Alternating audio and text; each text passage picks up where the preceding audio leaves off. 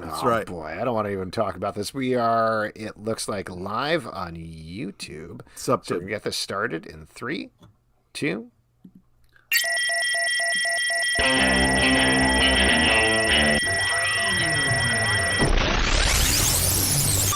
What is up, everybody? Welcome to Comic Book Club.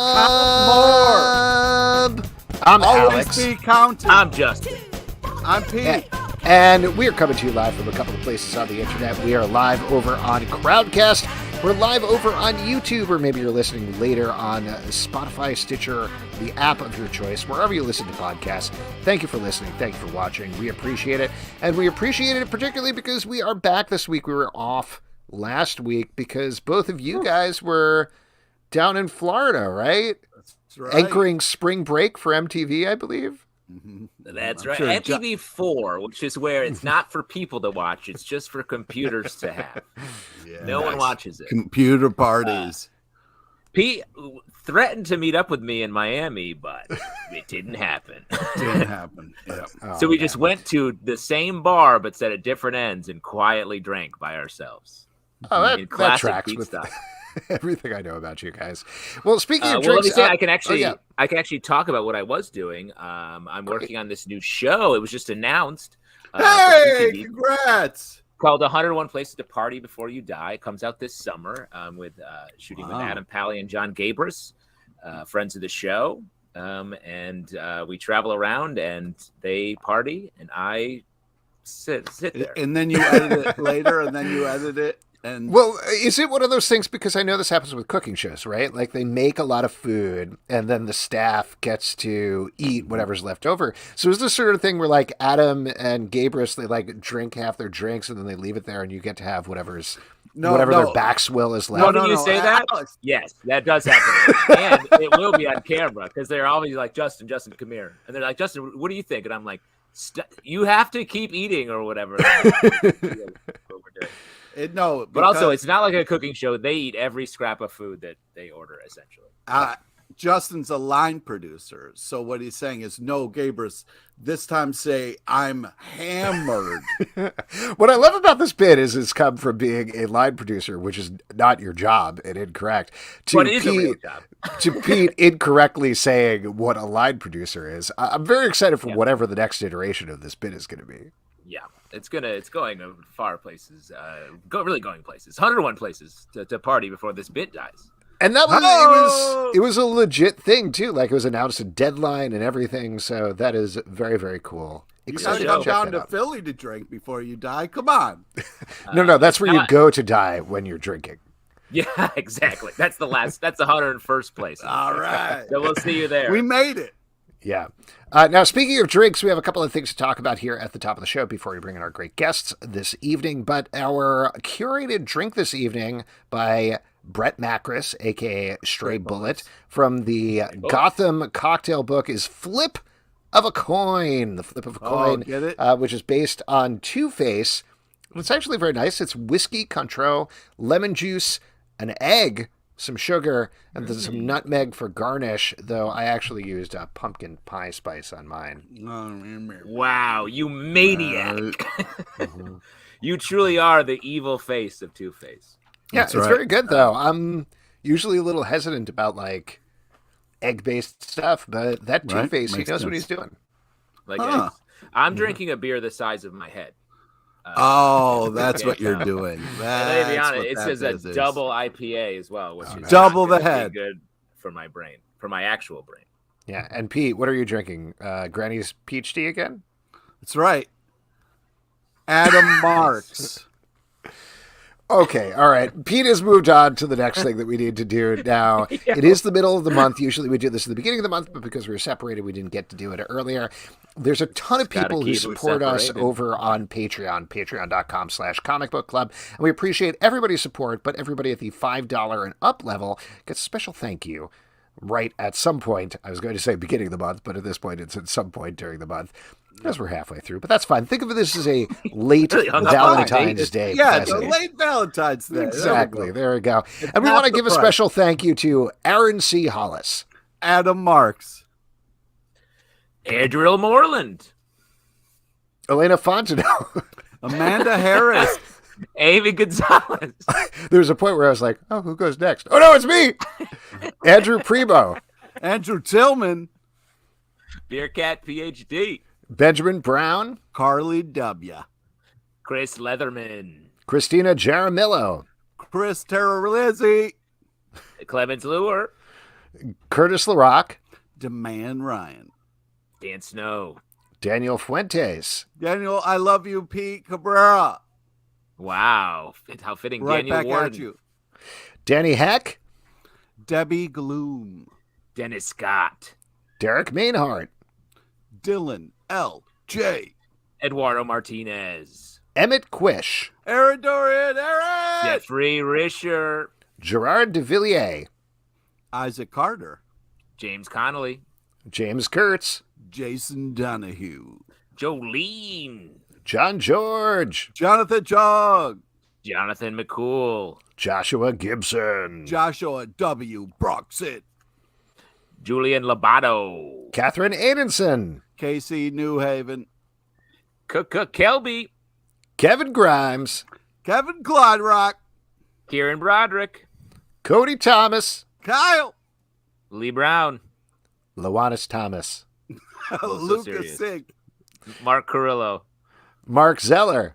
Matt Tice. Megan Thigpen. Michael Tillman. Mitchell McDonald. Nathaniel Diaz. Nelso Kelso. Nick Grayson.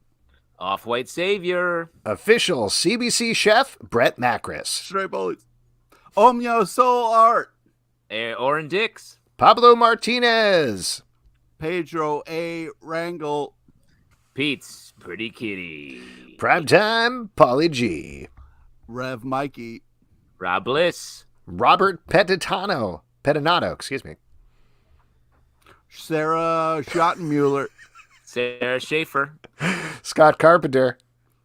Scott England. Sherry Rudnick. Stanley. Steve Cook. Tamila Rush. Tyler Bryant. The Big Flood. The 12 Bench. Thomas Glenn. Victor Perez. Will Buchanan. And Zika's Viral Comics. There we go. All three of us back in sync again. I love it. And again, thank you all so much who have been supporting us over at comicbookclub.com/Nessa, right? Patreon.com/comicbookclub. We really appreciate it. You guys keep the show going. So thank you. Thank you. Now, on to another thing. We have been asking people over the past couple of weeks to leave us requests for reviews in the iTunes comments. Leave us a review there. 5 stars if you want, no pressure.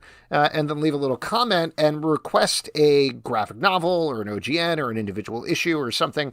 Maybe we reviewed it before, maybe not. But it's been really fun. The last one that we checked out was The Empowered Omnibus, which I think we all enjoyed quite a bit. We got a new one here, so I'm going to read it off here. This is Indy77.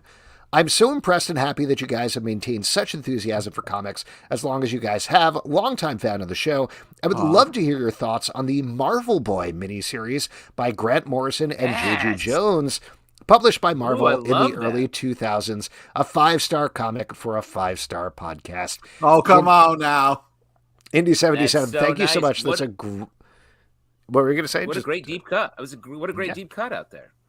I don't know that I've ever read it. Like, I know the character, but I don't think I've ever read the original miniseries, so I'm very excited to check that out. We won't be reviewing it on this week's Stack podcast, but we will talk about it on next week's Stack podcast. And if you have a request, drop it in the iTunes comments as well. We really appreciate it. And now, folks, we are going to we're going to welcome in. Welcome out our. You know what? It's been a week, and I forgot how talking works. We're going to welcome in our first 2 guests. They are the creator of the book Rain, which is out now from Image Comics. The 2nd issue actually hits tomorrow. Chris Ryall and David Booher. And this is based on a short story by Joe Hill. Chris, welcome to the stream. Fingers crossed that David makes it in. Welcome. Beforehand. Hey, guys. Hey, there we go. Hey. There it is. Oh, yeah. Wow. It's a There we rain go. off. I don't have a. It's I don't have a practically great pouring. Yeah. It's just like coming down. Coming down, people. Look at that. So Spinner rack. I love it.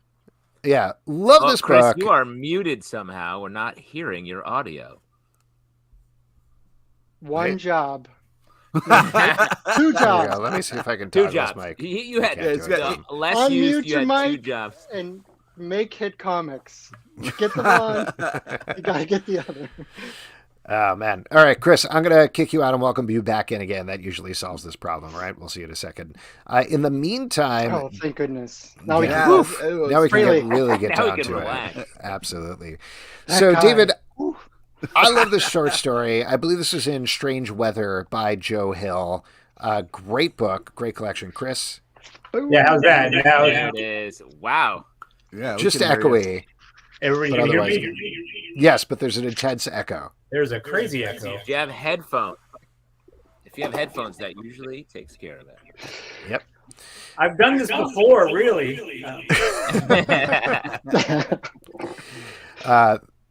Cool. Well, David, as I was saying, so this is from the Strange Weather collection by Joe Hill. It's a great short story. Oh my God, This is my actual working adaptation copy. You can see, in my former life, I was an attorney, so there was a lot of highlighting for a lot of things, and so you can see tabs and highlights. So well, talk about that. Consider then. consider this book convicted. Oh, Talk about the adaptation death penalty right here. Death penalty. Yeah. Well, talk about the adaptation process then. And for those who are listening to the podcast later, you have various highlighted portion. You have a bunch of Post-it notes in there. So you read through the story. How do you approach it? Do you do like one pure read through, then go back and highlight and notate things, or what's your approach? Well, the first time I ever read it was kind of what sparked my desire to make it into a comic, because as soon as I read it, I thought, you can visualize everything that happens here. What a great story to be able to adapt with visuals. So then, I read it over, 3, 4, 5, 6 times as I was trying to conceptualize sort of how to adapt it. But I think for any adaptation, you just got to figure out what's the core, what's the kernel of the story. And that's what has to come through, because comics is different from novels, movies are different from comics, TV is different from movies, all those sorts of things. And to imagine a story working in its optimal way in the particular medium is our job. And we succeed in that if we make the best version of the story for the format that we're telling it in. So for me, the kernel of this story it wasn't an apocalypse story about two women in love. It was a love story set during the apocalypse. So Yes. approaching it as a love story that happens during this apocalypse, I think, was the key to unlocking the whole thing and how it all eventually unfolds, adapted from what happened in the book to what happens in the comic. I mean, I think Weird that's so and- true. Go ahead. Sorry, I just going to say, now I'm hearing myself, which is unfortunate. But anyway, we'll press one. The one weird thing about adapting stories like this is you not only have to figure out what goes in the story, but what to leave out, which is a crazy presumptuous feeling when you start deciding this bit that Joe Hill put in his story doesn't really need to be here in the comic. So yeah, that's kind of the added component, is just dealing with that too. Well, but I have to imagine Chris is the editor who also worked on Lock and Key. You've worked pretty extensively with Joe, so you probably have a sense of his rhythms, what is going to work for prose versus in the comic book page. Yeah, and the good thing is Joe is such a visual prose writer now. I don't know if it was a thing that was always there to the same degree, or if Lock and Key really helped that along. But he writes his stories in a way that you can kind of easily visualize them as a comic story, even when it's just written as prose. There's another story in Strange Weather called Aloft that, like, I could see the entire graphic novel in my head as I was reading the story. So that's another one that I would love to be able to tackle at some point. Was this, how did this start? Was this, Chris, you pitching the idea of doing Rain to David or bringing David on? David, did you look at this first? What was the actual germ of this thing? David, I think it came from you, this one, right? Yeah, so, I read it back when it was in the collection of Strange Weather, and I just loved the story so much. So working at IDW and Canto, I sort of thought, maybe there's a way, there's a possibility to contact Joe and see if he would be up for doing something like this. And this was, of course, years ago, and everybody sort of goes their different ways. But the thing that always stuck with me was the story and wanting to make it into a comic. And Chris, ended up at Image, and I think it was sort of the perfect storm, pun intended, I guess, of coming together and making it happen as an Image book. So I think it's a testament to anybody who's listening to this, who's a creator. Just find something you're passionate about and push for it. You never know what can happen. It's also I really like what you said. Sorry, guys, I'm having crazy audio problems. That's all right. Justin, you go while I try to fix this. Great. I really like what you said about it being a love story first, because I feel like so many end of the world stories are end of the world situation first, and then we meet the characters who are like, oh no. But this, like, really centering it there makes it so much more devastating, especially in the first issue. What happens, and you still feel the ramifications of that because of the emotional core as you're going forward into the next issue and beyond, I'm assuming. I just feel like we've seen apocalypse stories so many times, and after The Walking Dead, that kind of has, at this point, mined every single kernel of an apocalypse, a zombie apocalypse there, that you could possibly mine, and maybe even more. We just had to approach it differently. And I think stories like Bird Box and A Quiet Place. Oh, yeah. Apocalyptic stories, but really at the core about character relationships. And that's what I saw in Reign was a character relationship set during this strange apocalypse. And I think that's the way it works as a comic. If we just would have leaned into the apocalypse angle on it, it would have been like, yeah, we see the rain in the first 5 pages and that's cool, but I don't know. It is cool. It is cool. It for 15 pages, setting up these characters and then just ripping things to shreds. That was the beauty of it to me. Well, just to real quick, because we skip by it for anybody who doesn't know the story, the idea of this, as you mentioned, it's about these 2 women. One of them is visiting the other, presumably to come to live with her. And in the middle of this is a little bit of a spoiler for the first issue, but like you mentioned, this is kind of just where it starts. This strange rain hits that essentially is these very sharp, not icicles, as we find out later, but they pierce everything, kill people, rip things to shreds. People start calling them nails as it goes on, and it just gets worse as it goes. But ultimately, like you mentioned, it really is about this character relationship in the middle here. So just kind of wanted to set that up. Chris, it looked like maybe you finished fixing your audio stuff, so curious to get your input on this. I like to get situated for podcasts about halfway through the podcast. But yeah, I think, it was a really tough character development or big moment in the story itself. But when it's paced out to actually be the finale of the first issue, like, it just hits with such a punch, because I think Dave and Zoe did such a great job. Building the relationship, sort of making you really feel the characters and their connection to one another. And so when that ending comes, like it hits like a hammer. It hits like a nail, if you will. Yeah. Chris, this is another question for you, I guess, or maybe it is for David, but you're always very good at pairing writers with artists. What led to bring Zoe on board here? I loved Billy Scott when I saw that graphic novel last year. Like, there was just a rawness to it that just really left a mark. And so she was somebody that I made a note that I want to read and I want to see whatever she does next. And so when David brought this book to me, I thought, well, she'd be the perfect artist for it. I don't think we're getting her. Like, Zoe's doing her own graphic novel. Zoe doesn't need us. But what the hell? Like, let's ask the question. And so she responded well to the material. David and I and Zoe had a nice Zoom where we talked about what this could be. And she signed on, I think probably to both of our surprise, and just nailed it. Like I say, the rawness of her art sort of really drives home the emotion and the feeling behind the characters. And so you also really feel the horror when it hits. And just looking at these faces on screen, like she just makes the characters feel so real, so lived in. And so when these terrible and these big moments come, like it just, you really feel it.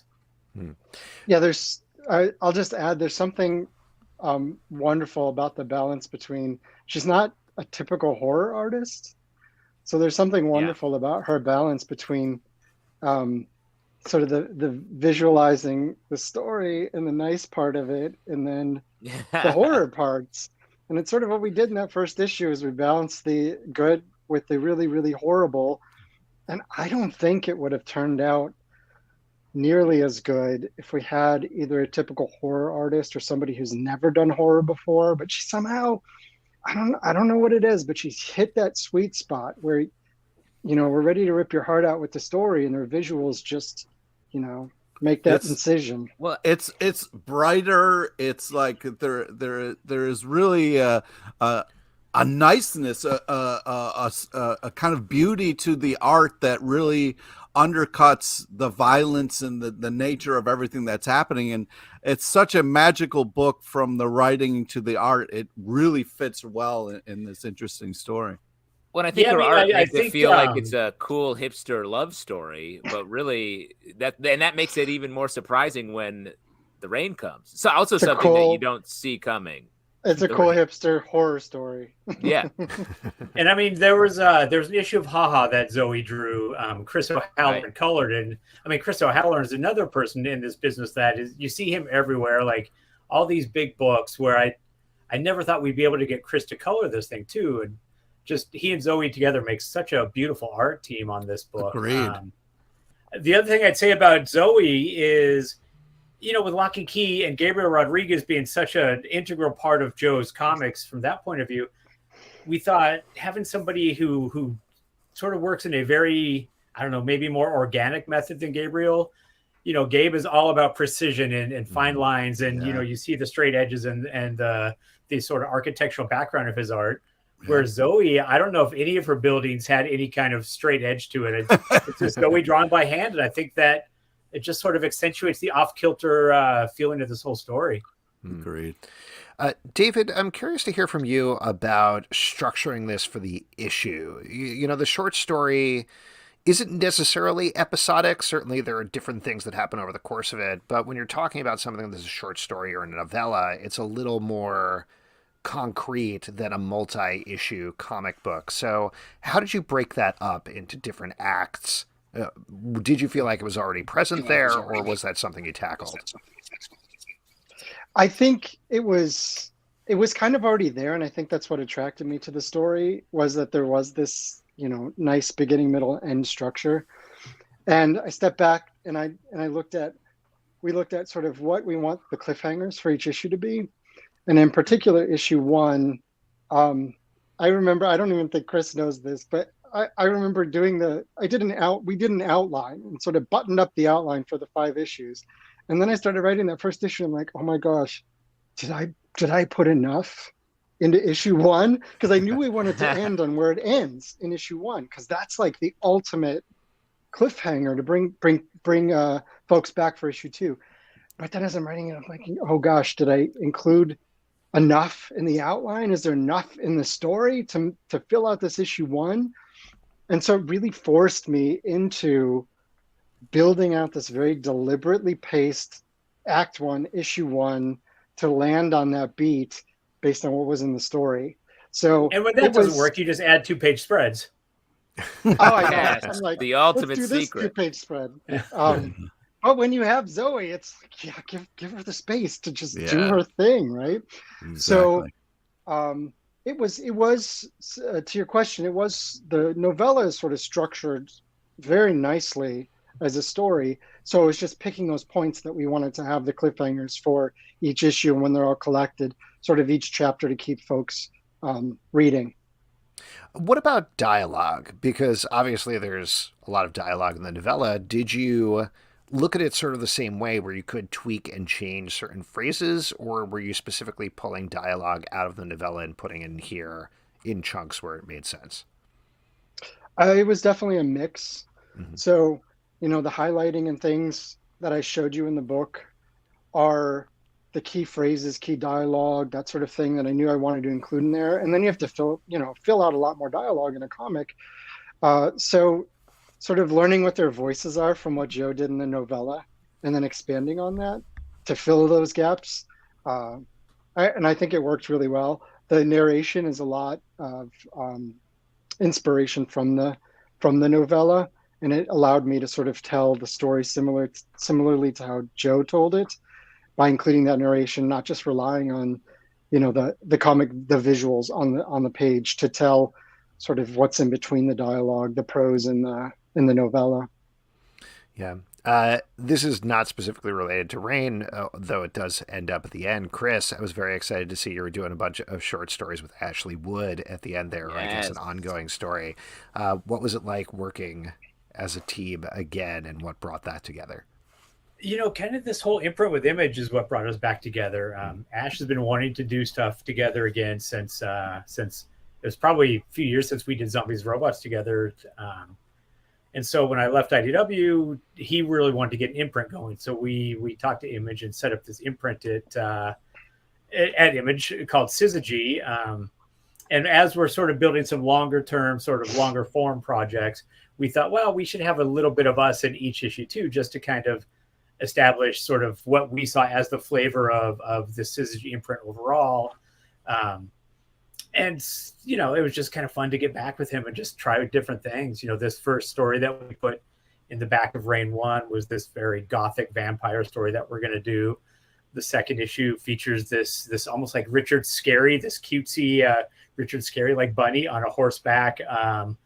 That is actually a terrible, lethal threat. And beyond that, we're sort of just playing with the form and just doing different things as, cool. Kind of because it's our thing. So we can, there's now nobody to tell us not to do these things. So nice. We figured, let's have some fun again. Awesome. When you build the sandbox, you get to put your toys in it. Exactly. Yeah. Now that's what I tell my kids when I spend my days. Yeah, Justin just has them build sandboxes all day. This is my sandbox, my rules. Exactly. Very aggressive. Now, such a great father. I read the second issue. It's awesome. Like you've been teasing, it really helps establish and flesh out the world and what's been going on outside this much smaller pocket of the story. But other than that, since that does come out tomorrow, and there are plenty of people who haven't read it, what can you tease about it? What do you want to tell people to go pick up an issue? I'll jump in. I just read a review. I just read a review about it, and I think they hit the nail on the head. Hey, which is, I did not intend that one, but I'll take it. You guys have been saying nail nonstop. I haven't wanted to call it. Truly, you both have. Listen back. It's all nails. Just, yeah. Yeah, so the review, we end the issue 1 on the line, what now? What now? And I feel like everybody who read that issue 1 is like, we really love this story, but we have no idea what's going to happen. We have no idea where it's going to go. And so in issue 2, we find out what the what now is. Honeysuckle refuses to sort of wallow in her loss, and she makes a plan during the apocalypse to go and make sure those people that she cares about are still okay. And that's sort of, now we see, I think, where the plot through line is going to take us. That's awesome. And Chris, what can you tease is coming up from the imprint, if anything? The next book we're releasing is Zombies vs. Robots, because, that's what Ash and I do. Yes. We thought, a lot of the stuff that we did in the past, people probably haven't seen before, or at least not maybe the audience that we hoped would see it. So in March, we're starting a book called Zombies vs. Robots Classic, which not only releases some of these older stories, but we're adding new bits, new stories, new covers, new backup features to each issue. I'm doing a prose thing in the back of each issue called The Secret History of Zombies vs. Robots, which kind of runs through the entirety of the history of the comic industry, assuming that Zombies Robots has always been a part of it. It's completely ludicrous, but we sort of weave in kind of the darker and weirder elements of our history together amongst the the fake history that we're playing with. Cool. Issue 2, we're going to be playing with more Don Martin, Mad Magazine artist Don Martin, We did these Zombies vs. Robots tributes to him. We're doing that again in a future issue, and just like I say, just playing around and trying to have some fun with the property once again. Cool. Awesome. That's Guys, can't wait. Again, the book is so Rain's good. amazing. Thank you so Yeah, much. It's so Yeah. cool. Loving Thank you it. so much for coming Not at out. all.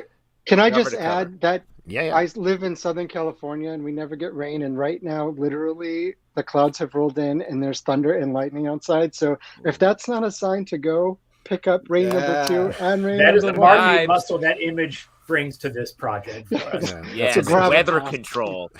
I love it. Thank you guys so much for coming out. Have a great night. Yeah, Stay thanks dry very much, out guys. there. Appreciate it. See you guys. All right. Once again, the Yeah. book is called Raid. The second issue is out from Image Comics tomorrow. That was Chris Ryall and David Booher, and the book is so good. Definitely pick it up. Oh yeah, second issue also really great. Yeah, Very good. you do kind of figure out. Oh, okay, this is where the story is going, and it's really just instant. When instant Savage Dragon came out, Image sent dragons into the world, so they That's are really wild. good at pushing the promotion. Mm-hmm. Let's welcome in our next guest, a frequent guest here on the show with a new project to share that has nothing, surprisingly, to do with baseball mitts. He's now Nat Towsen. You know him. You love him. Pete's What going did to you punch call him. him? I don't know. What did I just call him? I don't know. That's hilarious. Who writes these intros? Oh, wow. All right. Oh, All right. Oh, hi. Okay. Graphic novel flex. Sorry, I was just reading. Lost track of time. Wow. Guess I'll put away this So relevant casual. piece of literature. Hi. Okay. Nat, welcome back. Always good to see you. The What's up, Nat? punchable Nat Towsen. Thanks for having me on the show and bringing that up immediately. Nat, I believe you have created some sort of new monstrous robot or something you want to introduce people to. Is that what's going on? Yes. Yes, I'd love to talk about Botnik Studios, where I work. Okay. For those who are not familiar, who haven't heard me on the show before, or don't know our work, Oh. thanks for reading that, Alex. What is it? What's he got a Foley artist? I was over there? about to say, can I get some leaves crunching next? Yeah. no Maybe, problem. Clip clop, clip clop, clip clop. That's good, yeah. So we're a computer company. Oh, I thought you'd have a computer noise. Yeah, Awoo! that's Nice. good. Oh, that's a Oh. little. You need to update that sound effect. Yeah, the computers don't have cranks anymore, but I love Alex's like, oh, Nat's on. I can kick back and pour Yeah, more let me bourbon just- into my cup. I've been thinking about it the entire interview. how do you guys think this appearance is going so far? Because I think it's going really good. Great. I love it. I mean, it's just great to have you here and let you explain what you're doing over the course of Ooh, this is multiple nice. interruptions. This glass still has like an egg ring. That's gross. Also, you interrupted my interruption, which is something we've agreed that we don't do. When in therapy, we said we weren't going to do that. All right. Oh, you guys go to group? I mean, throuples counseling? Yeah, I'm sorry, Justin's I- always late and Pete doesn't want to be there. Oh, I think I've watched isn't that what the yeah. show is? That's the Yeah. show. Yeah, I think so. You're a Wait, therapist. am I? Nat. Oh, okay. And how does that make you feel? Oh, good. It makes me feel awooga, awooga. Thanks, Alex. That is you in Anytime. therapy, Alex. I believe that completely. So, Alex, you have steam coming out of your ears. Would you like to explain? So, you want to tell us about the job? Yeah, I mean, whenever you're ready. I can actually leave the stream and come back, but that would be easier. No, that's fine. Nat, what's going on at Botnik? Oh, Botnik Studios. We're a machine learning and AI creative studio. We use tech tools that we build and tools that others have built in order to create comedy and other kinds of media, but mostly comedy. And we've got a lot of really interesting, exciting stuff coming up later this year that I am not allowed to talk about legally yet. But stay in mind. Botnik Studios always cooking up new stuff. Some of our recent projects we just did. We trained predictive text keyboard on all of the dialogue from the Elder Scrolls games, and then we wrote new dialogue and created insert characters who talk to you for those games. We created our list of Barack Obama's favorite music of 2021. If you, it's all very real. Thank you. And so I thought for this show, I would actually throw you guys a little bit of a curveball. If you want, I just emailed you guys a little document. You can take a look yourselves. And for the listener at home, I'll explain what's going on while you pull that up. We Or I'll gotta just read read from it shit. if you'd like.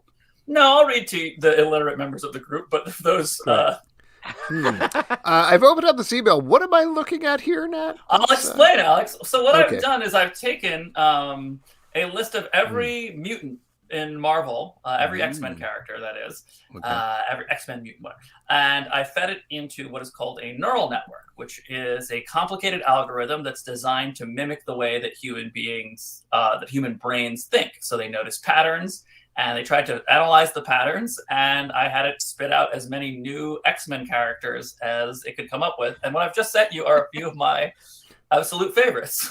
There's some I know if you remember, we did this recently, or I guess within the last year, with some G.I. Joe characters. Yes, we had to. We did some AI generated G.I. Joes. This has been a little bit more of a thorough process, so I actually think these results are better. Yeah, I'm very excited about Now, this. we're pretty experienced at reading lists of names here, so usually... Yeah, can you hit me with a few of your favorites? Yeah, absolutely. Comic book Just spitballing here. I'll go first, and then Pete, do you want to read the second one? And Justin, No. do you want to read the third? No, you don't want to read risky. anything. No, he said he would read. So I'm Oh, not are you going to read them, Nat?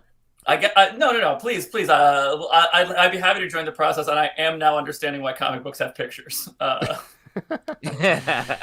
Sure. I mean, I can throw one out here. Eyelash Media Cat. That feels very prescient. Yeah. I'm very excited to say my favorite X-Man is now More Juggler. All one word. I feel like More Juggler started as the Juggler and then got some sort of external Secondary mutation and became More Juggler. Yeah, exactly. Like White Queen got Diamond Skin, Juggler got More Juggler. I was thinking like more cowbell is needed to make things funny. This needs more juggler to make things more uncomfortable. My favorite one, though, let me just say, is Sears Whore. The store, the old-fashioned department store, which probably doesn't really exist anymore, Sears. A whore for Sears is. I feel like White Queen would 100% make fun of Sears Whore. Yeah, that's a nickname she gives Kitty Pryde at one point. She's like, Sears "What are you up to, Wow. Sears Whore?" Yeah, like an insult of her clothing. I really love its attempts here. A couple of my favorite. One is Steven Sinatra, which is a great name. Guido is another one. If you scroll down, Guido, sometimes it just gave you real. One of them He's is an Nelson X-Men. Mandela. Wait, Guido's an X-Men. Guido is a real X-Men, so it's Yeah. probably pulling from that. I tried to remove any that were already X-Men, but I didn't do a like. You miss Guido. It's true. I missed Guido. This is one that's an X-Men, but also one of Justin's nicknames from college, I believe, is Bear Tyler. That's 100%. Yo, I definitely have a relative named Bear Tyler. Just a quick shout out to. Shout out to the bear. Yeah, I'm very interested in this one over here. Trotix Full Bonk TM. Like as in trademarked. Yeah. Yeah, no, I got that part. Oh, it's for the listening audience. Yeah. We've got Upright Citizens Brigade. Feels very on the nose. That is, that's it spat that out whole cloth. Upright Citizens Brigade. That's I thought you would wild. like that one. Yeah. That's how they got that name. Mm-hmm. That is, yeah. This is an interesting one. I wonder what his powers are. Nelson Mandela. I included that because I like the idea. Like sometimes they like to claim that certain historical figures were mutants. Santa Claus. I feel like Nelson Mandela is definitely on the side of they would do that, but please don't do that. Oh yeah. Yeah. Are there That other go well. like there are other historical figures on the same line where it's like maybe don't make them a mutant. It also said John Steinbeck, which I like. Yeah, exactly. How did he write all those books? Superhuman. If you scroll down a bit, there's a few really long ones like Wild Screaming Griffin, and I really like Ape Man Part 1. Yeah. Part 1 is parentheses. Don't stick around for part. I mean, we've got Endless Clown here. Whoa. We have That's like more juggler. Endless clown. Yeah, maybe his adversary. Also, Yeah. I'm saying the word adversary probably because I was just reading one that is Butterman's adversary. Sorry, Butterman's adversary is the full name of it. Wow. That's Cholesterol. toast, Yeah. technically. This is actually a good one. It's X, obviously the letter X, X student, which I feel like that's legitimately something you could see in like Ecstatics or Oh, for a sure. Jason Like a Aaron Western comic, one, yeah. comic or something like that. That's pretty good. Ooh, Scissor Oh. Doctor. Natalia I von mean, I got- Sexy Beast. I gotta give it up for Penthouse Jazz. That's cool. That's something that one of the early, like Stan Lee would be like, I need a new villain. Somebody, and one of the bullpen guys was like, how about Penthouse Jazz? The coolest two things I can think of right now. Yeah, that's very cool. I like Bean Shot's pretty good because I feel like that's a weirdly misshapen long shot. Like something went wrong with him in the printing process. Yeah. And they just like, no, that we meant that. We meant for that to happen. That's a new character. Yeah. Oh no, that's Bean Shot. Face Hands is clearly like something that definitely exists. A Kirby character for sure. Mm-hmm. Somewhere down the line is fascist. That's pretty good. You also have bitch. You wrote down. Bitch. Yeah. Occasionally, because it can tell that some of them are just one word that's a noun, so it's like, oh, that must be what they want, Yeah. or like a descriptor. Sort of a Marrow type character. Now, Yeah. Pete, I'm curious to get your input on this one because this could be an X-Men, but it could be something else. Lady Marmaduke. Now, you'd probably know. Is there a time like other cartoon characters where Marmaduke dresses as a sexy lady? You're our Marmaduke expert, Pete, so Yeah. please chime in here. The people want to know. Sure. Why Pete, are you maybe just so think mad? about this like an improv show or something. Have a little fun with it. Yeah, exactly. It's kind of the idea of the whole process. Pete's It mad inspires because creativity. Now we're coming up with new characters, and if someone Big at home Red wants Dog. to, draw them. Pete's mad because his actual X-Man name has been put on this list, Rickety Mac Daddy, which we all know. Oh, this one is straight up a Grant Morrison character. La Fantastique Dera Descenda. Is that real, or are you saying that? La feels like real? Fantastique Dera Descenda. No, I'm saying like that is 100% a Grant Morrison. He would introduce that in the X-Men. Or is Yeah, it and also Batman? two down from that is Punk Captain Sexy, which I really like. I also like Trevor Fitzroy's cousin. Yeah, That's pretty. I mean, he would be a menace. Yeah. I like Wham Bam Blackbeard. And That's great. of course, Trapped in Swamp. Oh. Dune Captain Swamp 2. is all hyphens too. I like that. Dune 2 is a good one. Dune 2. And oh yeah, go ahead. I got to give it up for the predominant icon.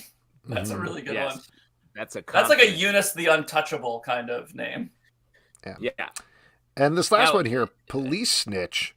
That's pretty good. Wonder what his power is.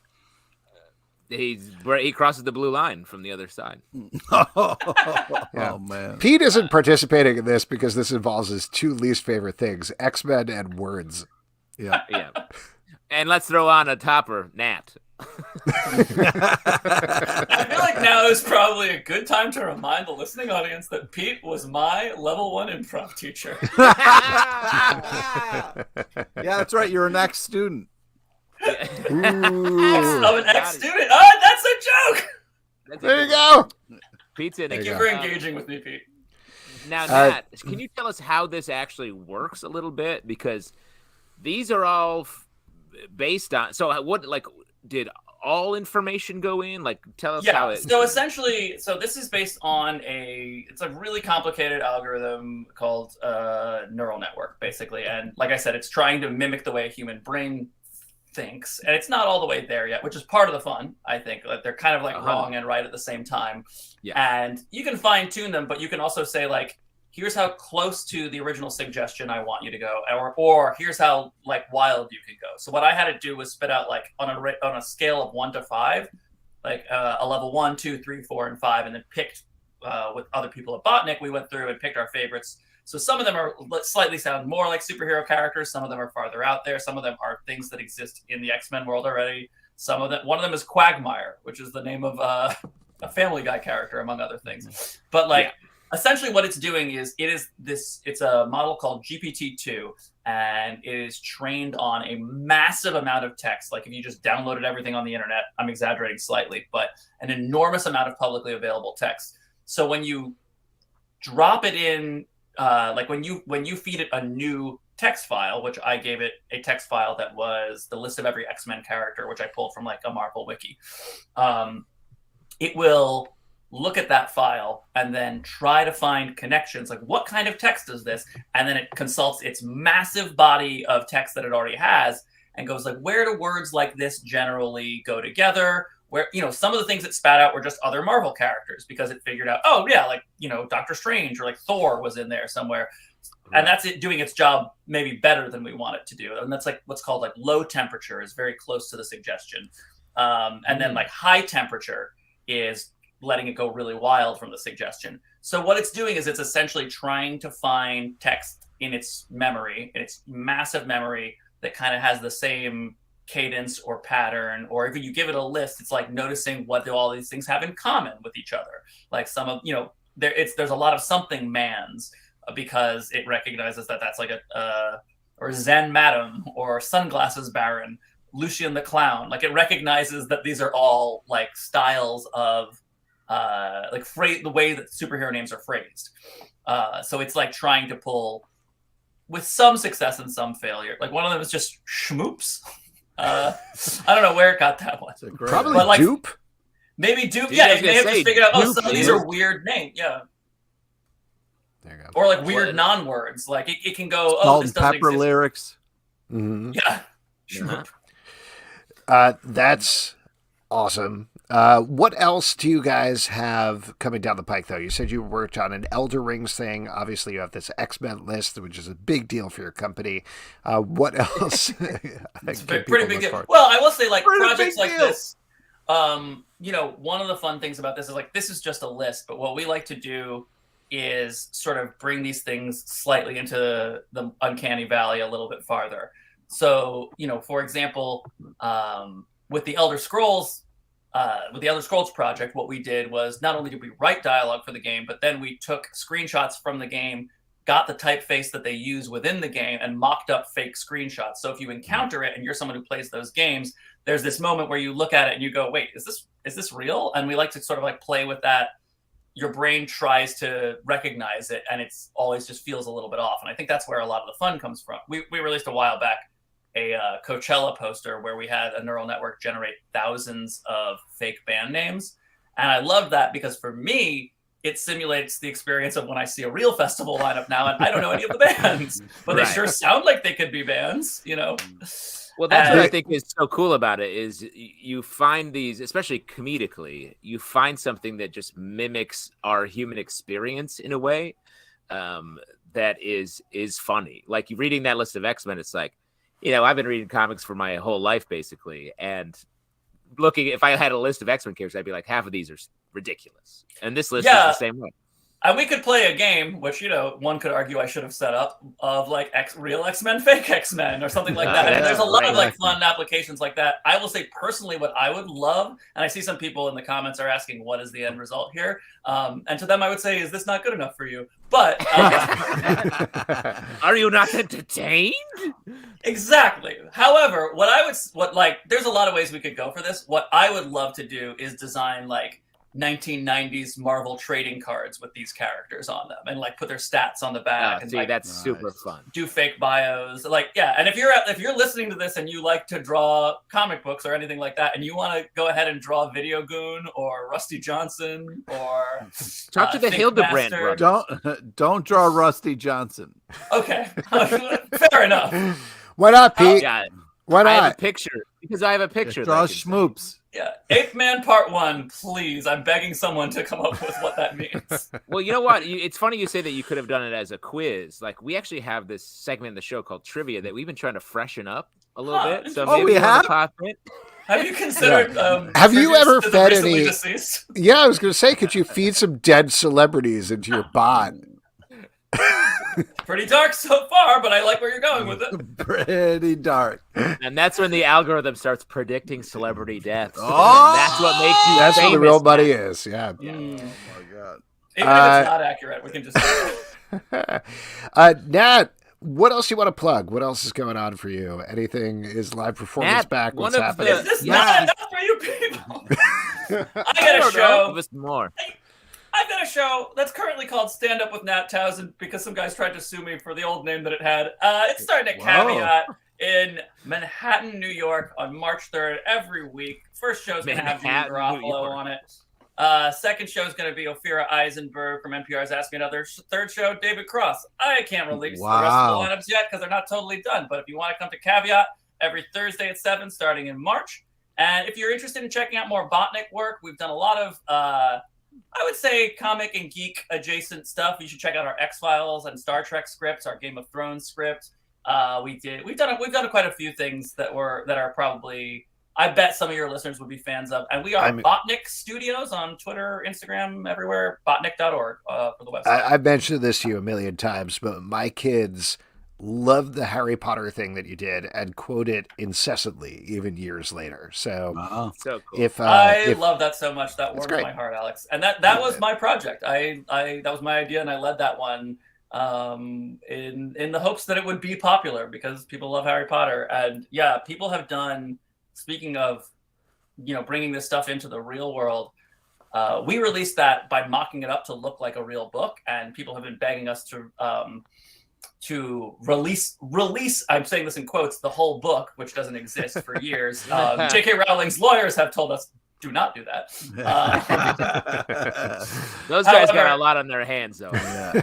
Our Kickstarter backers did get access to from a project we did a long time ago, the secret longer version of that was an earlier draft. So it does exist somewhere. But what I was going to say is that people have adapted that.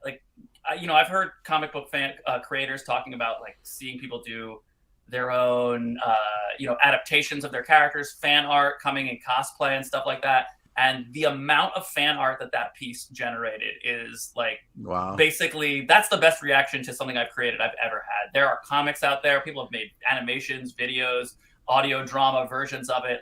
If you search for it, you will find hundreds of adaptations. And that's to me, the sincerest form of flattery. Here's my challenge to you, Nat. The thing you should do. Take this one step further. Feed as many X-Men comics as you can into the bot and get Rob Liefeld to draw the eventual comic. Wow. He has retweeted me before. I think that's a me that's too. groundwork, right? I think we can make this happen. Retweets are endorsements as far as exactly. He's an accessible person. I think I can chat with him about it. Yeah, I mean, if we can get transcripts, which I'm sure exist because there are all those comics, for the vision impaired and stuff, we really could create X-Men dialogue or things like that. I would love to find if there is the text, X-Men bios somewhere, because again, I would love to do Marvel trading card style. But yeah, I mean, you could apply this, when we do a screenplay, when we did the X-Files, for example, we had a PDF of the screenplays and we used an algorithm to separate it by character. And then you can just use these little keyboards to write dialogue for every character. So you could absolutely apply that to the X-Men. And Rob, if you're listening, we'd be honored. Rob, Nat, listening. Always awesome seeing you. I look forward to our collabo on this upcoming X-Men comic. Thank you for coming on. Goodbye, Broken Jub. All right, there we go. That was Nat Towsen again, and it's Botnik Studios. Check it out. They have a ton of fun stuff on their website, including the Harry Potter thing that I mentioned, among other things.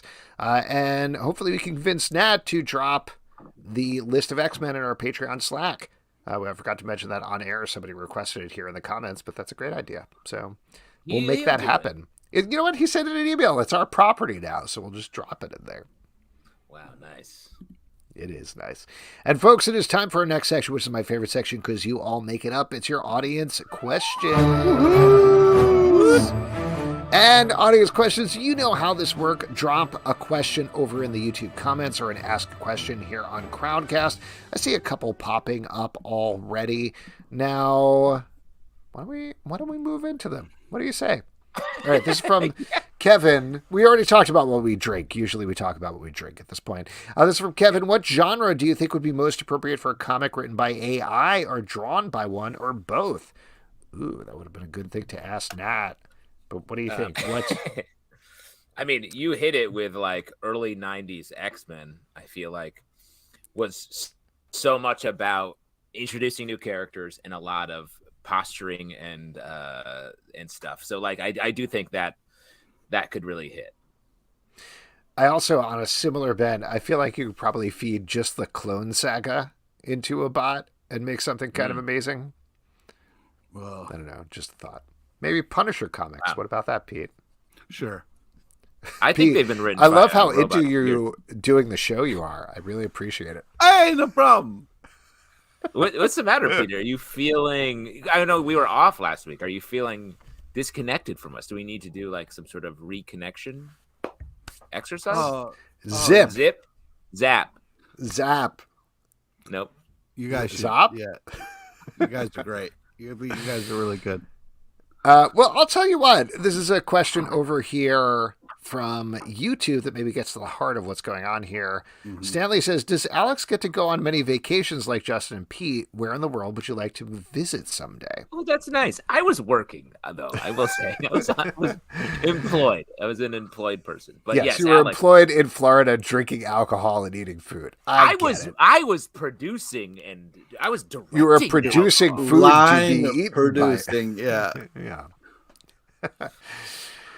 Great question, man. If travel ever opens up widely again, that would be really lovely. I'd love to go to Italy someday. That would be nice. Love to go to Tokyo. That's sort of one of my dream things, but it's like super expensive. That would be really hard. What about you guys, Pete? Where would you like to visit someday? Ooh. Yeah, I'd like to go across the pond. I haven't really been across the pond, you know. Check out England. You're talking about the duck pond in West Philly, right? Oh yeah, definitely. You don't go across because of gang warfare. Yeah, very dramatic. The dramatic Fresh Prince, as we know, Mm-hmm. that we've all been waiting for. Yes. I like how they want to point it out that I have been across the pond. That's fun. Nice. Yeah, I went to Ireland. That's across the pond. It is. It is. Yeah. Pete, there's a lot of people in the comments talking about how you were playing in a pickleball league. Yeah, pickleball. If we found the center of like pickleball in Florida, there's this. We were in this retirement community, and literally there was like lines and lines of people to get down these pickleball courts. It's very intense. The pickleball scene in Florida is bananas, and we were in the kind of like the heart of it for sure. For those of us that don't know, describe pickleball.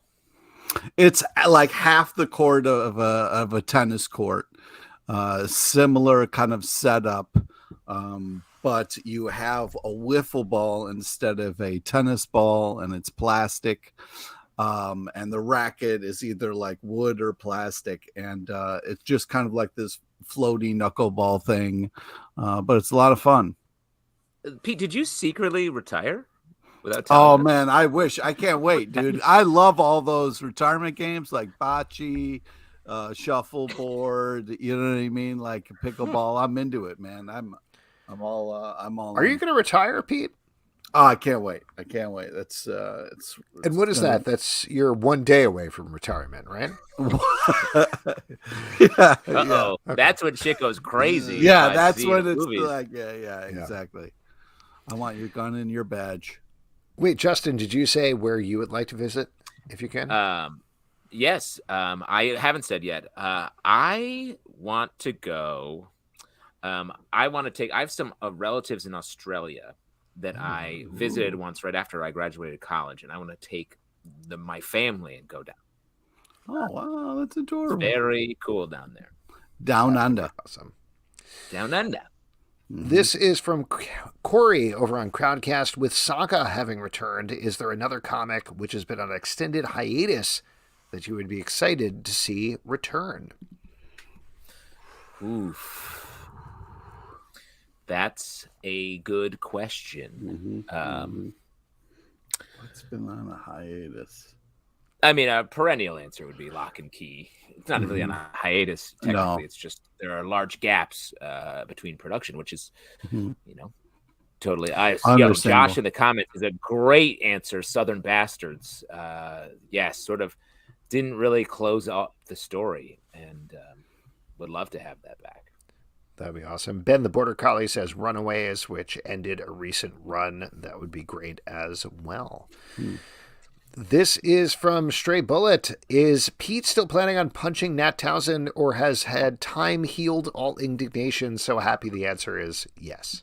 Yeah. Oh, thanks for asking. No, Nat Towsen is going to get a fresh one right in the face. You don't even know how to say his name. It's spelled wrong here, so it was always the stomach, and it was based on him talking about how Botnik Studios was going to change the internet, change the world. Yeah, and based on what we just saw, I think it did. No, so it didn't. I don't think I think you actually lost the bet, and Nat, it actually owes you a punch. No, right in the old pickleball, if you know what I'm talking. Well, I tell you what, when we see each other, we'll see what happens. You know what I mean? And you're setting this up? You've built this up to be an actual street fight that you want to get into. The Philadelphia has changed you, Pete. You need to move. You need to move back north. Well, it's funny that you say Philadelphia has changed me. I have a story that it says that the opposite. That happened to me on my trip to Florida, if you would like to hear it. Oh, wow. That sounds like a tee up for a story. It's a good old Pete story time. Guess I got to get some more. Get a beverage. It's time for Pete's story time. Yeah, that's right. Let's do it. Slowly gather crack around. Open. It's time for all of us to suck on a little cheesesteak. Go ahead, Pete. All right, so still got this egg rim going on here. Go ahead. So you guys know how boarding and unboarding of planes work. It's my least favorite part of the human experience is how we can't really get things together to orderly get on and off a plane. It's a nightmare of like epic proportions. It takes way too long. It drives me insane. Anyway, so I'm deplaning. People are getting off in front of us, and it's me and Liwana, and I open up the overhead compartment, and my bag is gone. My carry-on bag. So I have a moment of panic of like, oh my God, what do I do? But then I realized like some asshole is getting away with my suitcase. So I come up with the brilliant idea of just running and crashing through people until I find my suitcase. So the thing about running, trying to get off a plane in a hurry when other people aren't on board with what's happening is it's hard to scream ahead of yourself about what's happening to people as you're kind of crashing into them. And poor Liwana has to like apologize after I go bursting by, you know what I mean? Because I'm like, excuse me, someone stole my bag. Excuse me, someone stole. And I'm just like, straight up elbowing people, getting people out of my way, jumping over children, stuff like that. Because the longer I take, the quicker this person's getting away from me. And making moves. Right, exactly. And so, and then, the longer because I kind of work my past the plane, then you kind of got the hallway until you're back in the airport. And so I crash my way all the way through the hallway. And then when we get in the airport, I start panicking because like now people can go anyway. So I kind of take it up a notch and are just kind of plowing through families, just like kind of bursting my way through people because of the fear of losing my suitcase. Let me just say, this is and to mention, this is very stressful. Your bag, which is based on my experience, full of knives and drugs. Exactly. And let me just shout out Nat's comment, which is what I was thinking as well. This is a real rickety Mac Daddy story, and it 100% is. Well, I mean, when you think about it, like if you stop and try to get a flight attendant, or maybe not try to chase down your bag, you're never going to see it again. You know what I mean? I mean, sure, maybe. But like, time is of the essence. So anyways, I then finally see my bag. I jump and rip it out of this woman's hands as she kind of turns and is looking to me in shock. And I yell, "This is my bag." And then she kind of like looks down and sees what she's done. This very nice older woman. We all know I love grandmas. And She then True. looks at me and it was like, where's my bag? And then I look at her and say, how the fuck should I know? And she goes running the other way. And I just basically fall to my knees in sweat and pain from all the running that I have then done. But oh my God. You it were was- right. it was a nightmare situation. And, kind of part of me wonders, like, like, is she kind of a part of some elaborate, like, oh, I'm an innocent older person, but she literally like was running scams, and that's how people lose their bags, type of thing. She Or was definitely it wanted your old underwear or whatever. Yeah. Real cat burglar criminal. Wow. Yeah. Well, I'm glad you got it back, Pete. That's Yeah. great to hear. Yeah, it was. That's It a was- hell of a story, Pete. Was that in the Miami airport? No, it was Back in the. Philly. No, it was the Pebble Beach International, West Palm Beach International Airport, Oh, Pebble I see. Beach. or West. Did you Palm go Beach. golfing? You went on a golfing vacation, Pete? It was a retirement community, is where my parents were. So, like, it's a lot of Nice. retired people.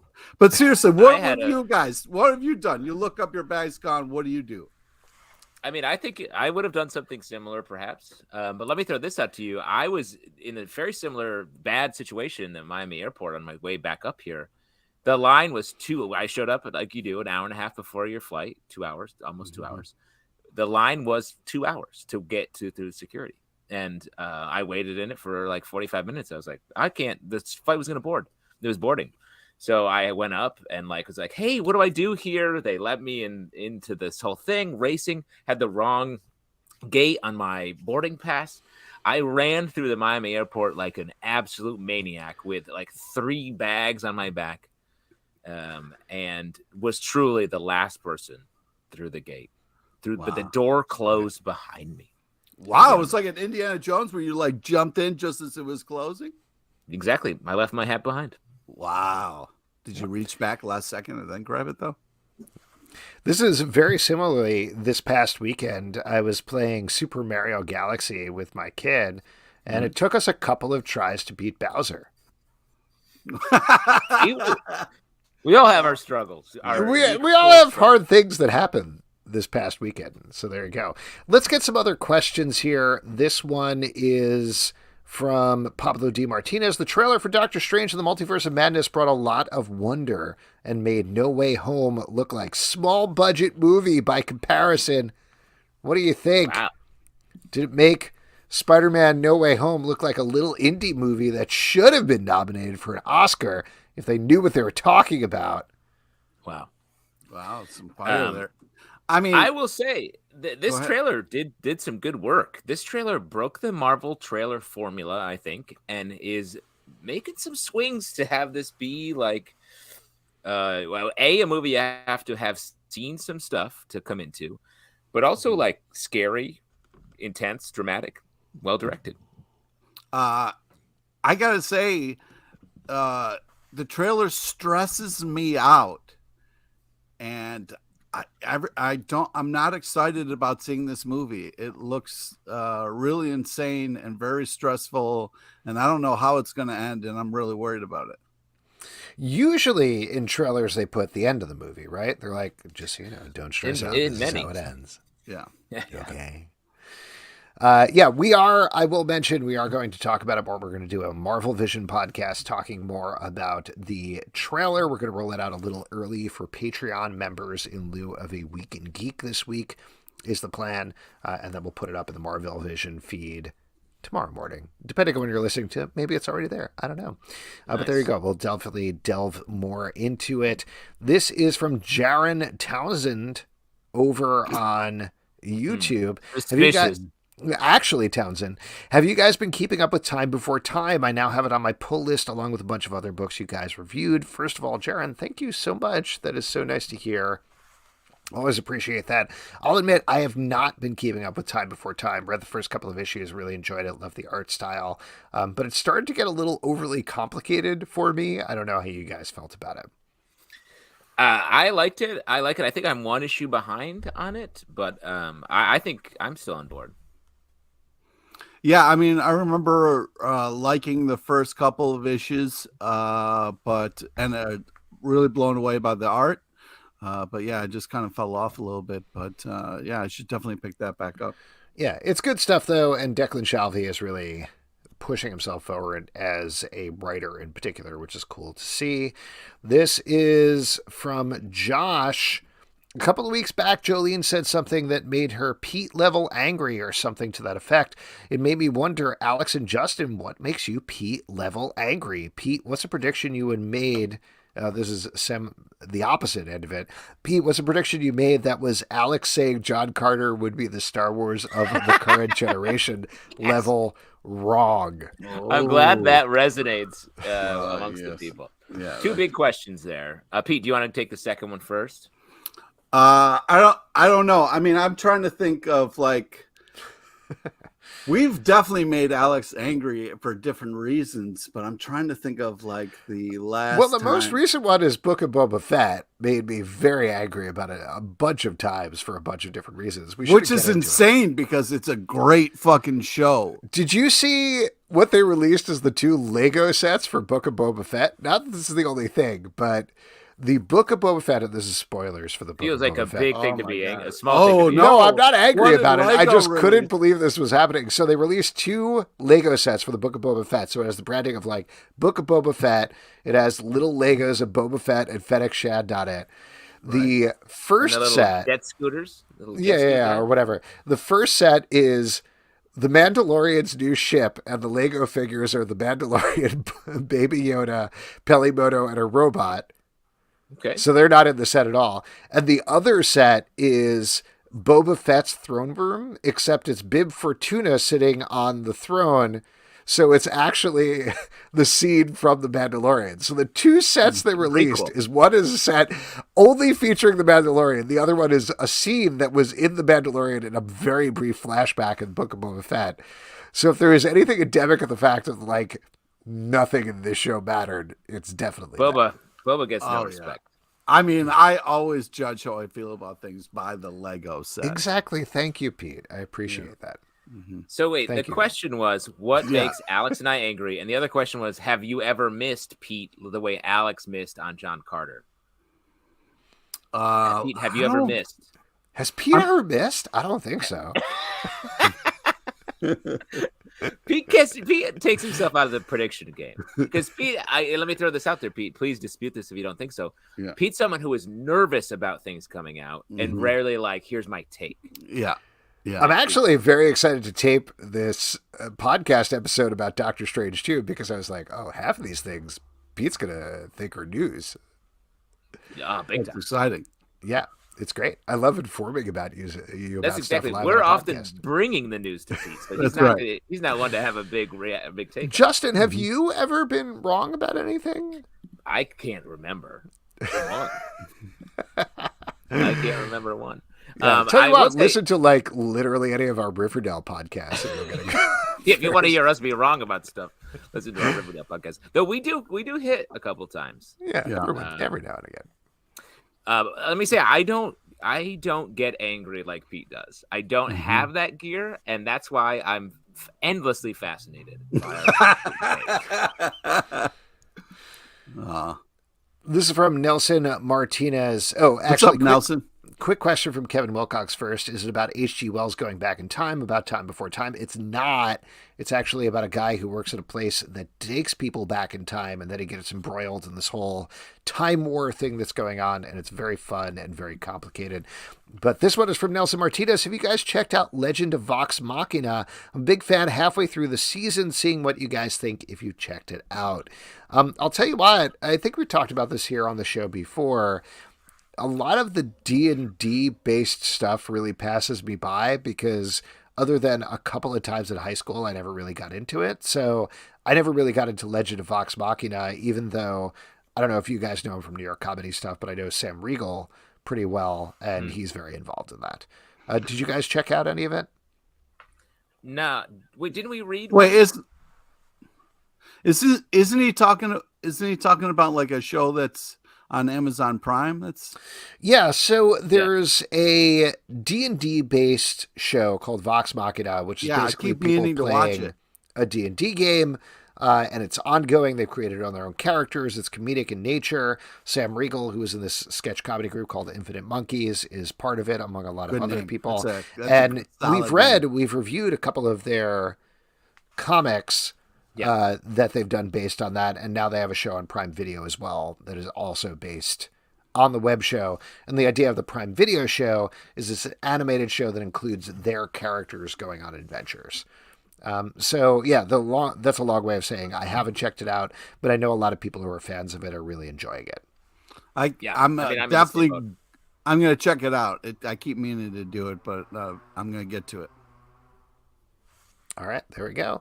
Got a couple more here. This is from Nat Towsen, a guest of the show. Who are your favorite robots, cyborgs, or AI characters from comics?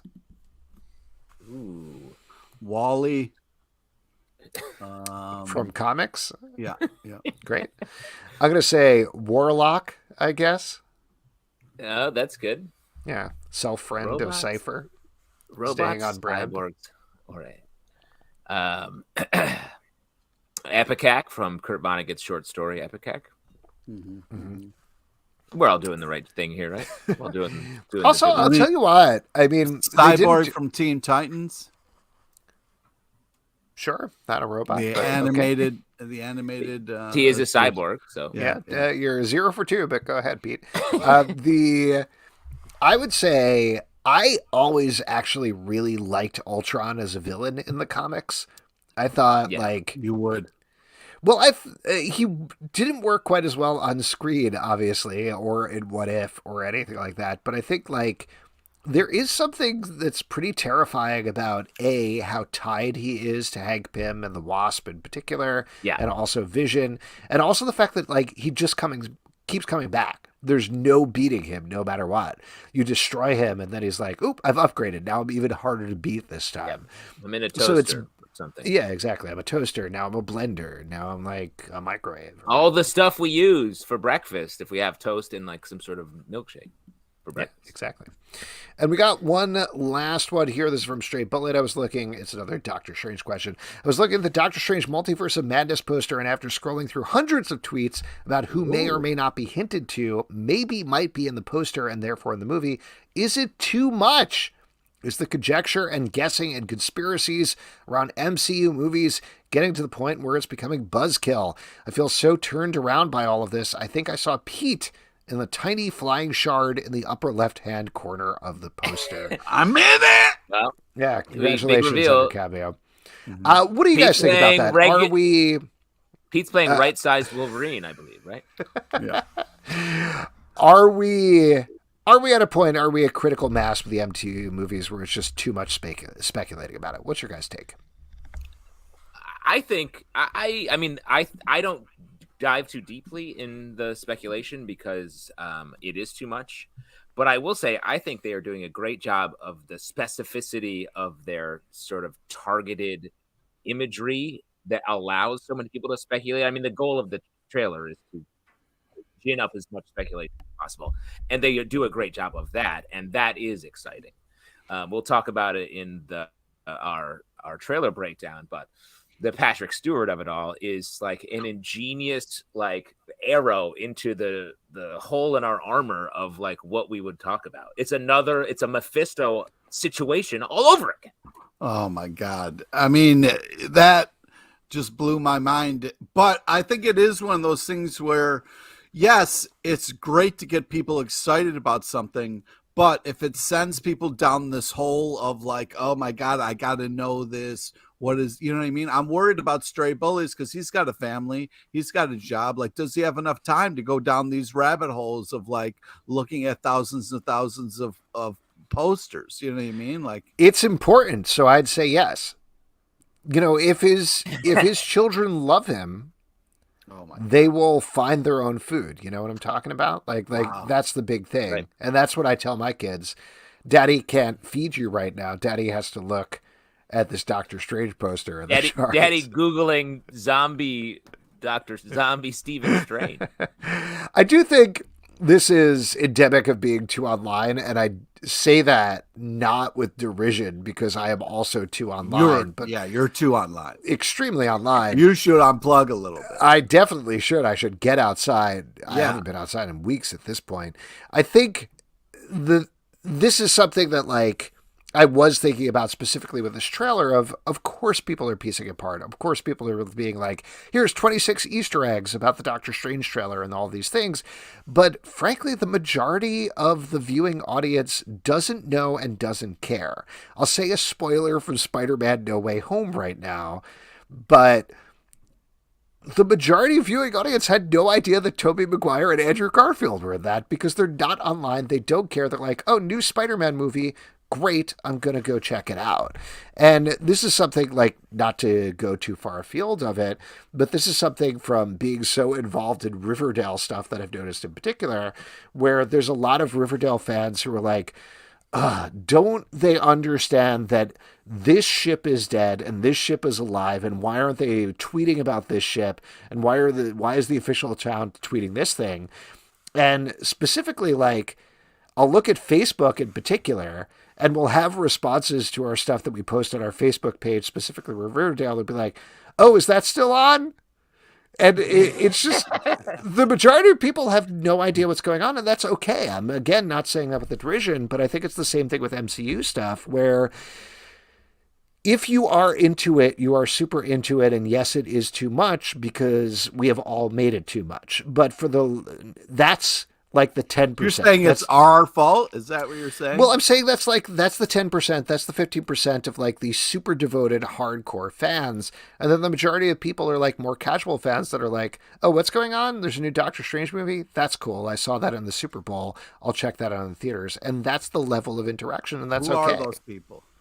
And there's a lot of those people, and it's a miracle. That's why Marvel and Disney are so dominant, because they are able to drag all of those people into their stories and to see these movies and partake in these TV shows. That is so hard to do. It is the cultural touchstone that we all agree that we're all going to go see. Spider-Man No Way Home is the only movie that really crushed in the last 2 years. So it's like they're doing a magic trick that even the Multiverse of Madness isn't able to pull off. Well, yeah, and I think that's the thing that we'll have to see with these movies. Spider-Man No Way Home did an incredible job of working as a movie, even though it was bringing in all of these elements. If Doctor Strange and the Multiverse of Madness, or I think on a similar tact, if the Flash movie ends up being like a parade of cameos, then more is going to feel like this crass commercial thing like Space Jam 2, which people watched, mind you. Hey. No, but it is. But like Take Space it Jam. easy. What? Oh, I'm sorry. You love Space Jam 2. I apologize. I thought it was good. Okay. Fuck you, man. I'm sorry. There's Pete's bad take. We got it. We got it in the same episode. There we go. Space Jam 2 is this generation's Star Wars. I did not say it's that. controversial to say Space Jam 2 is just this generation's Space Jam 1. And Pete, that's the hill you're going to die on.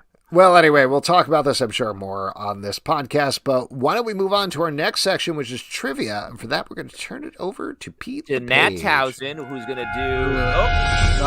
Sorry, that's for next week. Yeah.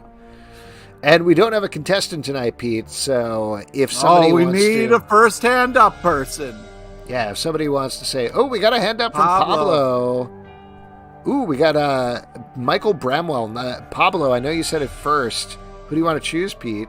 Pablo, who's done it before, or Michael Bramwell, who has not done it before? All right, we got to go with Michael. Pablo, you got to respect Pablo will get you next time. Man. Michael wants to do it All in right. the chat. So Michael's going to do... Oh, Michael has done it before.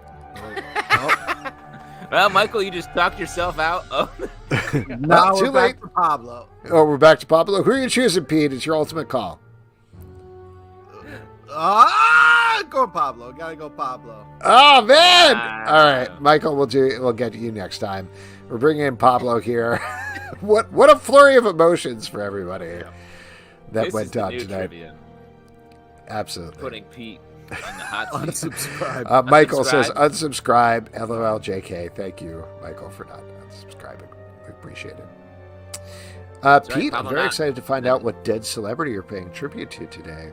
All There's right. so many Weeks that in. have That's died fun. over the past couple of weeks. Yeah, it's a lot to keep up with. I really put myself in a hole with this and slowly. Can you do any crossover stuff with like celebrities that have died that have been in projects together? They have that IMDb search thing where you can look up collaborations.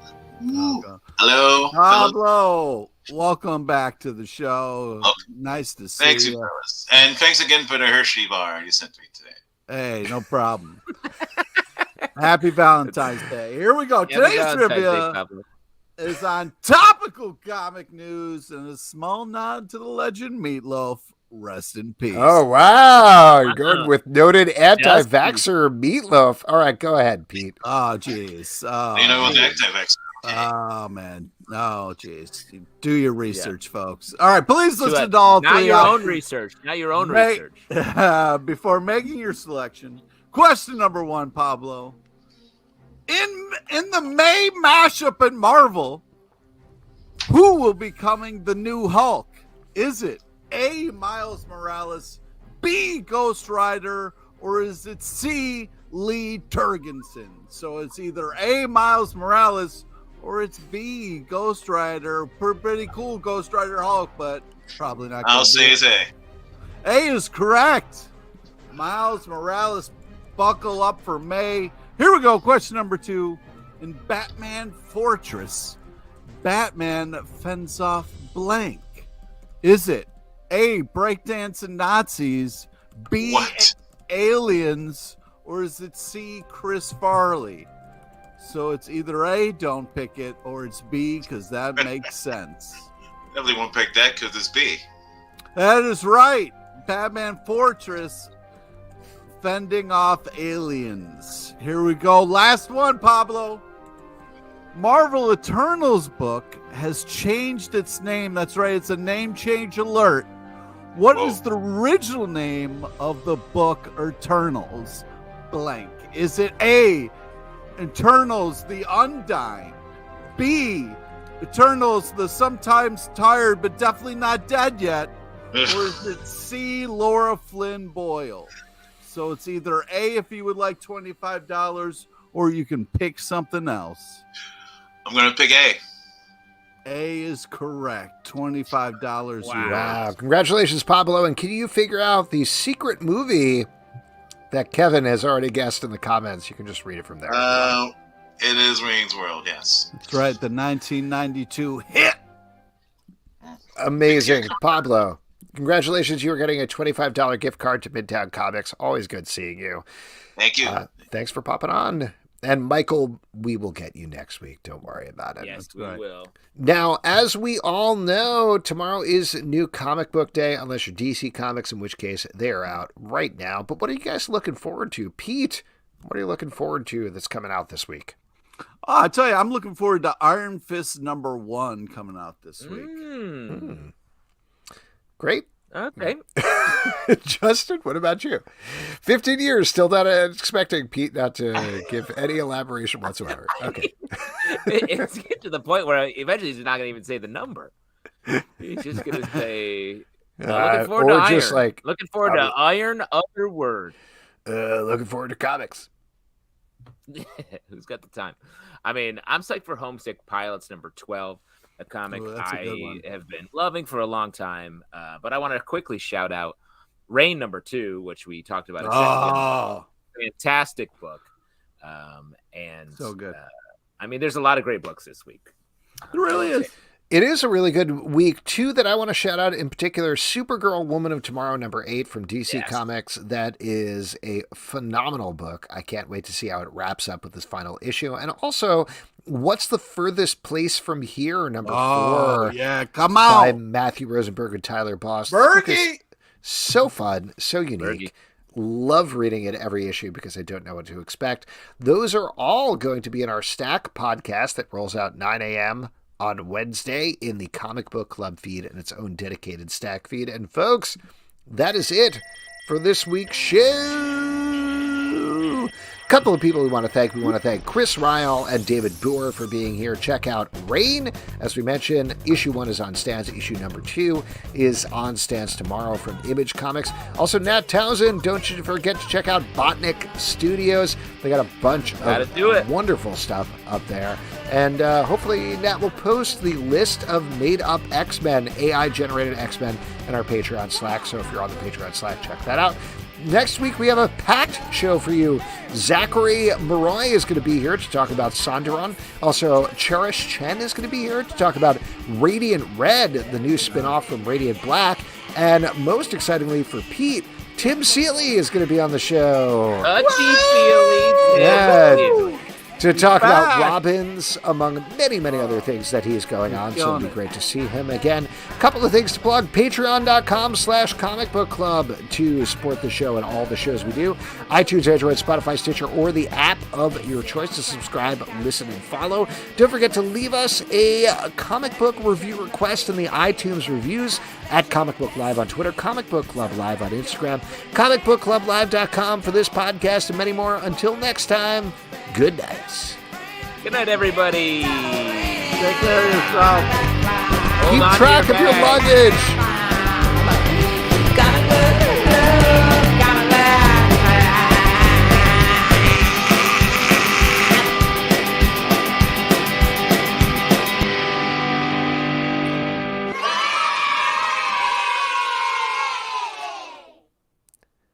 Thanks, everybody. Have a great night.